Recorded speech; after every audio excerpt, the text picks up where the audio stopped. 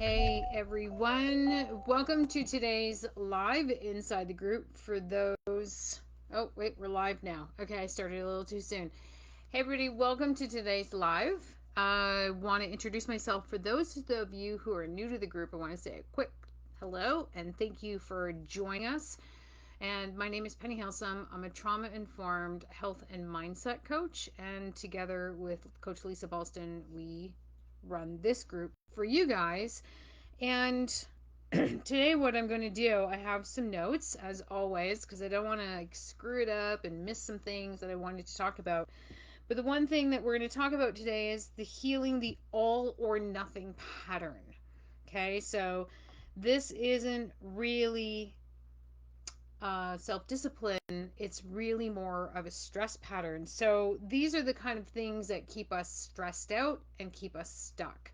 So, for those of you, if you're catching this live, great, that's awesome. If you're catching the replay, then just put hashtag replay. And if you have any questions, obviously throughout any of this, just pop them in and I should be able to see them in the side and I'll be able to answer them at the end of my live today. So, one of the things that we want to look at, and one of the things, hold on, I'm just getting my notes. I was trying to be all techie this morning. I'm not sure if it really worked. So one of the things that we want to look at is, where do these patterns come from? Why do we go into the all or nothing? I'm either on the wagon, I'm off the wagon, and you guys know what I mean. So every time we start something, it's like gung ho, we're going to do everything, we're doing it all at one time. And then, by Thursday, we're just burnt out. And we're like, why is this not working? Why do I keep going into the same pattern over and over again? So, one of the things that we have to look at is these patterns come from a deeper sense of what our mindset is telling us, right? So, I get that we get this all the time. Women will say to us, like, oh, yeah, I can do this all myself. I'm good. I can figure it out. The fact is, you can't because you don't see it. You don't see, it's kind of like that whole, you can't see the forest for the trees because you're in it. And then, like, you don't see the doorway out. So, when we're looking at the patterns of where do they stem from a mindset standpoint, it's that fear of failure, judgment, loss of control, perfectionism. Um, then there's the judgment of ourself, right? The lack of self-worth, lack of self-esteem.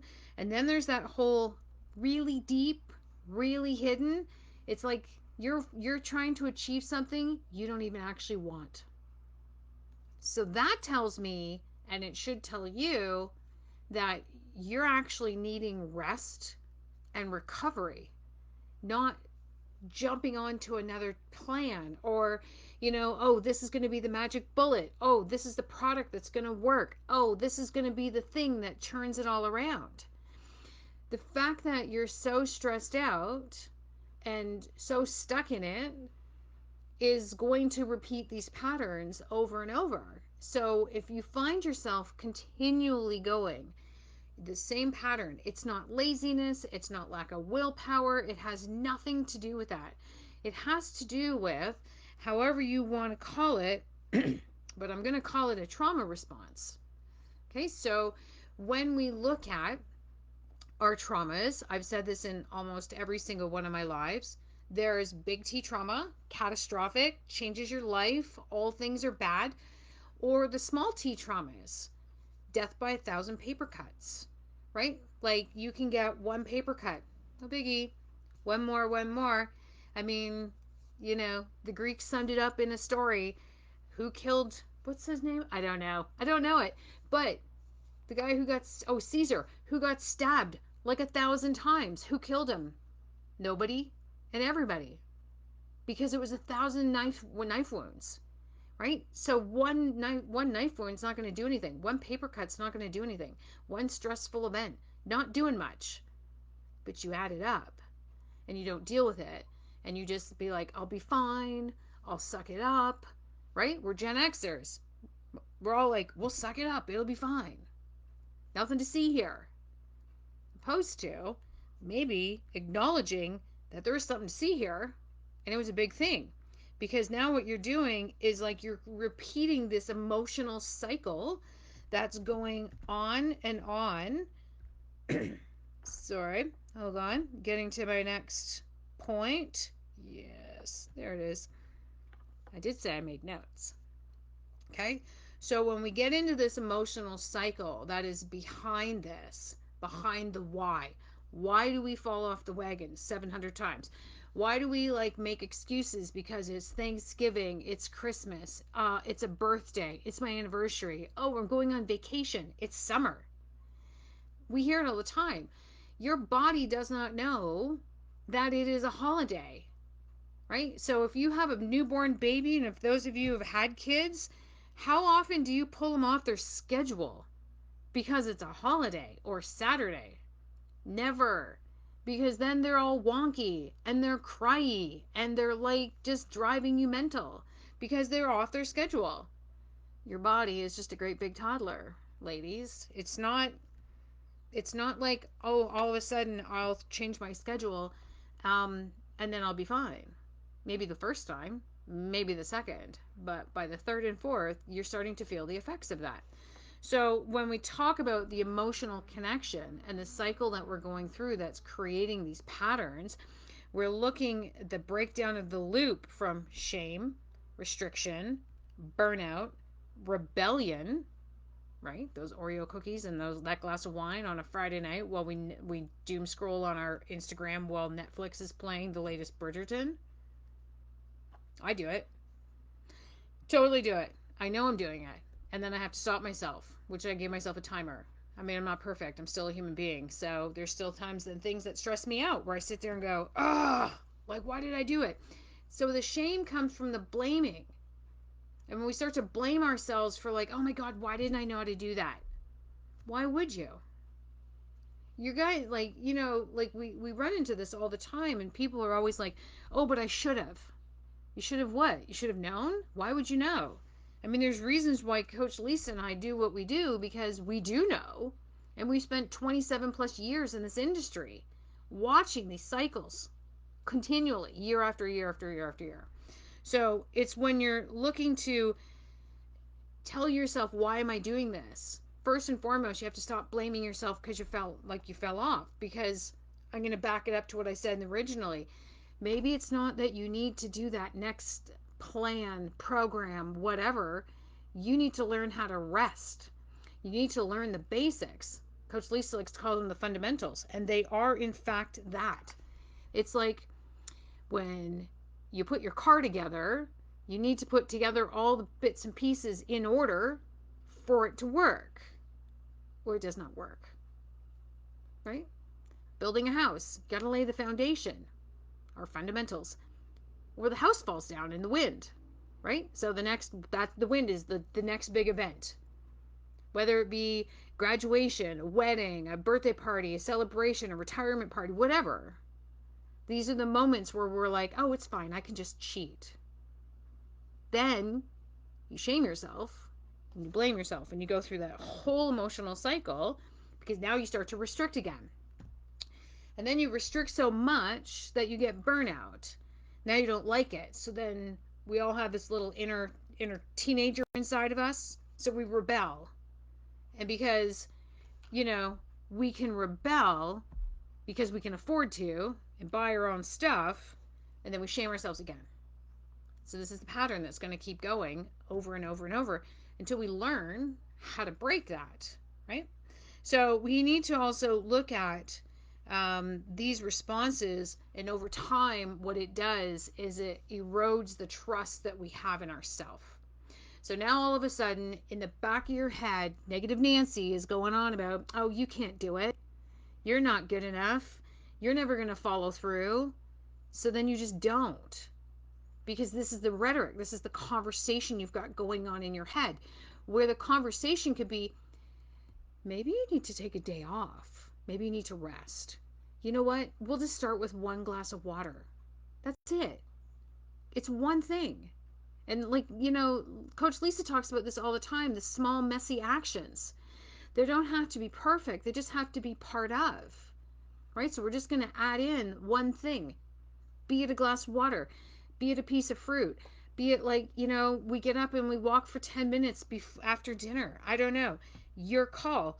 But the idea is we want to change that so that we can make it about what you're feeling, not about your food and the exercise. That comes later, right? Like when we put our plans together and we work with our clients, it's not about all the like all the food and all the exercise that comes with everything. But if you don't have the right mindset in order to get there, then you're not getting there. And then you're like repeating, you're the hamster on the wheel, and you're over and over and over, and you're like, why am I still doing this? Because now you're burnt out. Now emotionally, you're just like, I can't even invest in myself.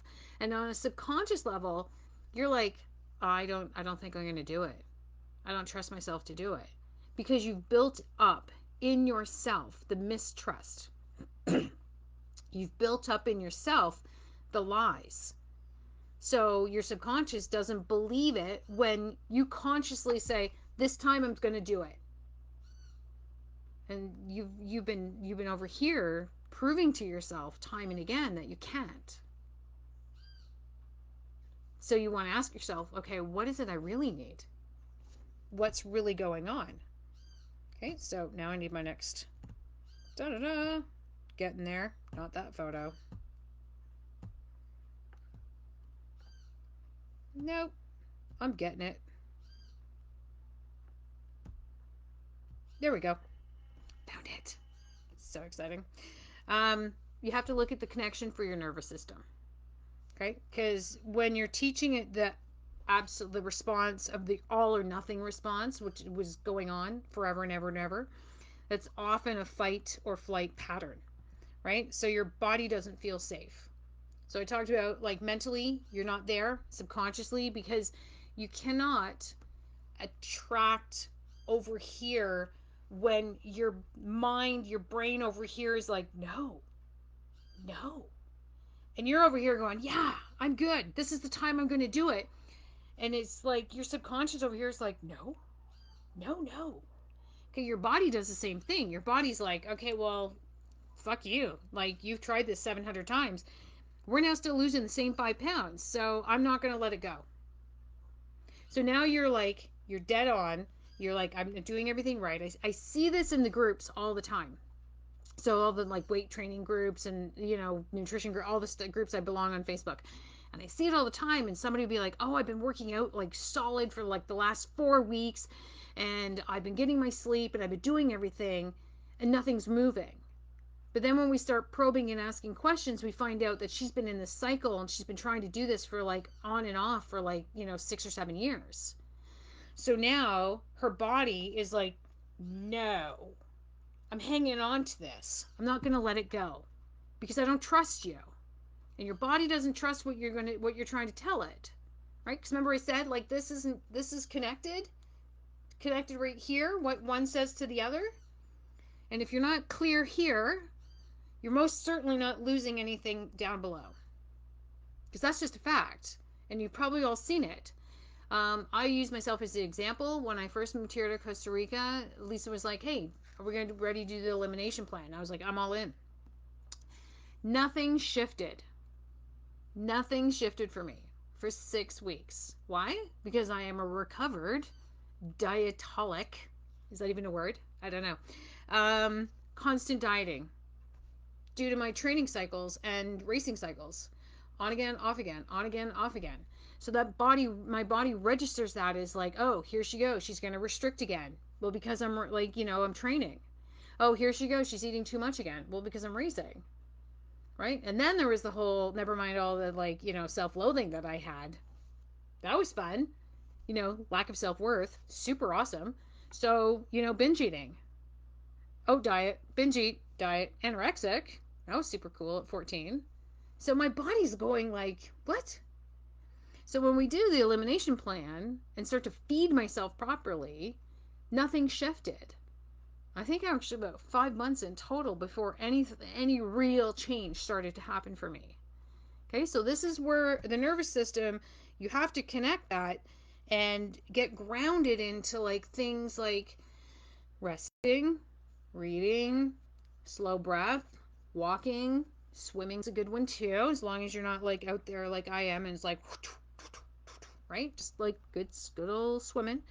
Proper breath work, some yoga, not yoga. I don't know, walking meditation. There's no right or wrong, but there's like, you got to get into this restful state. And you've got to get into that point where you're like, I'm going to follow these programs longer than like 6 months. That's why our program is a year, because you're not seeing, for a lot of women who have been on this trail and this cycle for like more than like 6 years, your body's not letting go of what you think it is, and it's going to take more work than you think it will. It's like construction. It takes 30% more money and 30% longer than whatever that contractor told you. Every time. Every single time. There isn't a contractor that I know that doesn't say, oh yeah, it's true. Okay, your body's the same way. You're constructing something new. You're constructing something new in a sense that your body has never been there before. So it doesn't know how to get there. Now you're trying to change your mindset into an area that you've never been before. So your mind's like, I don't understand where she wants me to go. I'm not clear. I have no clarity. What am I supposed to do? Right? So we have to look at these patterns and be truthful about the patterns. Like, I mean, honest to God, look yourself in the eye, in the mirror, and go, I haven't been doing what I said I've been doing. And you know what? I'm okay with that, but I'm going to do better now. Right? So we're not going to shame ourselves, because then that puts us back into that loop. But we're going to love ourselves for what we've achieved so far and come at it from a place of love where we can go, hey, you know what? Maybe I just need to like increase my calories with the healthy food. Don't worry about subtracting the other. Just worry about taking in some of the good. Because adding is easier than subtracting, right? So then this brings us into what Coach Lisa talks about all the time, is the messy actions. And we talk about this. We have like on Fridays, like, what are your wins? And you can do little micro wins. So what this will do is rewire the pattern in your brain. And if you think it's more than like 5 days to do it, you're right. It could take up to 6 months to reprogram what you've been going on. Okay, so like, first and foremost, how old are you right this minute? Okay, I'm 57. How long has it taken me to rewire some of those patterns in my brain? 6 years. And a few of them I'm still working on.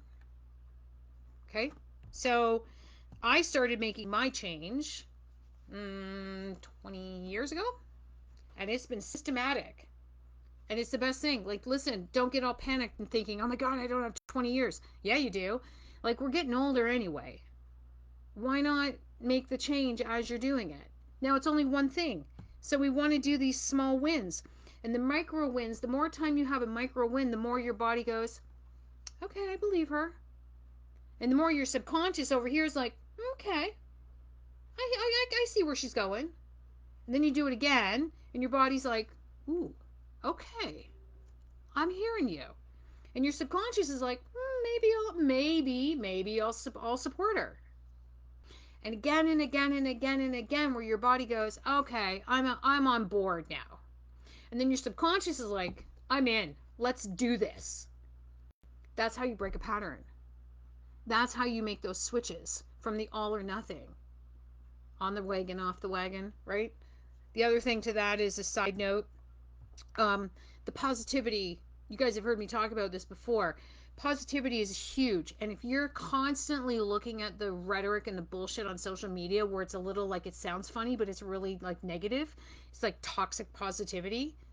You want to try to like clean that off of your feed and start following people who are absolutely full on soul centered, like soul living positive. Because that actually is exactly where I started when I started my journey into getting to where I am. I flooded my eyeballs with positivity. Flooded. I had memes coming up. Like, I looked for quotes. I put, I'm big on the like, post-it notes with like little sayings on the mirror. Put them on my like computer screen. I get to look at them all day long. Anything negative, gone, gone, gone. Right? So you can change your algorithm on social media to accommodate for that, or turn it off. One of the two. One of the two is going to happen. So when we look at that, some more action, like the actions done consistently, are more powerful than if you have an entire plan in action. So, for an example, have one glass of water before you have a coffee in the morning. Okay? Coach Lisa does a whole series in the guides. You guys can see it of like, proper nutrition and what you're supposed to do. But let's just start with one thing, one glass of water. Maybe like I said, you're going to go for a 10-minute walk after lunch or after dinner. Maybe like just one time you're going to be just like, I wrote some examples. Before you respond to somebody, take one deep breath. Just one. You can still be angry, you can still do all the thing, but just like you're going to change something. So the change is like take a breath. Okay? One thing, an intention. Wake up in the morning with a piece of paper and like just one thing you feel. Just one. So these are the small wins that we want to achieve in order to start rewiring our brain and the nervous system so that we can break the patterns. Okay, so when we want to, getting to my next slide, I put them on my phone. It might not have been the best way to do it, but it's the way I did it today. Okay, so the way we want to find the identity, we want to shift the mindset. Okay, so it's again talking about the rhetoric that we say to ourselves, the story that goes on in our head. Usually the stories are bullshit. They're from the perception of like all of the things we grew up with. How I view something is going to be completely different than how Coach Lisa views it or you view it, because I was brought up differently. I have different beliefs, moral systems, and values. But it doesn't mean what I'm thinking is right. It's just my thought. So it's like, oh, I have to like, okay, stop looking at like what I'm telling myself, because it's not really the truth. It's what I want to tell myself to feel comfortable, because I may not like it, or I don't know, something. So we want to change the identity, do the identity shift from I'm either on or off. Right? So, oh my God, I'm this person. I just can't do it. Like, I'm always on the wagon, off the wagon. This is like the subconscious, right? We want to change what goes on. We want to change it into I'm a woman who shows up even when it's not perfect. Repeat that again. We're going to shift it to I'm a woman who shows up even when it's not perfect. Change how we look at it. We can be two things at one time. We can not be loving where we're at, but we can still love ourselves. And until that happens, nothing changes. Until you learn to love who you are in this moment, the good, the bad, the ugly, nothing's changing. Scientific fact. Lots of studies have been done. I read all the stuff from the Mayo Clinic. It's good. So I'm going to leave you guys with a couple of reflective questions. Wrote them down. What would it look like if you trusted slow progress over starting over? I'm going to put those in the little thing, the write up above, whatever it's called. Okay, the second question. What would your body feel like if you stopped punishing yourself with extremes? Those are some good questions, huh? I like them. Because I had to like, when I wrote them and I thought about them, it's like, oh, I like those. They made me think, who would I be if I just loved myself? Right? And it's never too late. You can't sit here and go, well, I'm too old now. That's not true. That's so not true. Betty White worked until she was 99. Come on. You got time. Okay? So I'm going to leave you with this one statement as I sign off. First, I want to say thank you for watching. And balance is found, balance is not found. It's practiced. So answer the questions. Put them in the comments below. I'd love to hear what you guys have to say. And on that note, I don't know what's happening next week because I have not looked at our schedule that Lisa makes. So I will see you guys next month, though, for sure.